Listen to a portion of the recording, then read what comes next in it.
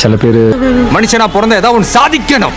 சில பேர் பணம் பணம் பணம் தான். சில பேர் what is your aim in life அப்படின்னா என்னண்ணே? அந்த மூணாவது டைப். இவங்கெல்லாம் கடைசி வரைக்கும் வாழ்க்கையில ஜெயிக்க போறதே கிடையாது. பாக்குறியா? வாழ்க்கையில நீங்க எதுக்கு வேணாலும் ஆசைப்படலாம். அப்படி எதுவுமே நடக்காது. ஆனா பாருங்க, உங்களுக்கானது உங்களுக்கு வரும். எப்படா ஒரு நாள் வரும். உயிர் மேல ஆசை இருந்தா ஓடி போயிடு. I'm waiting.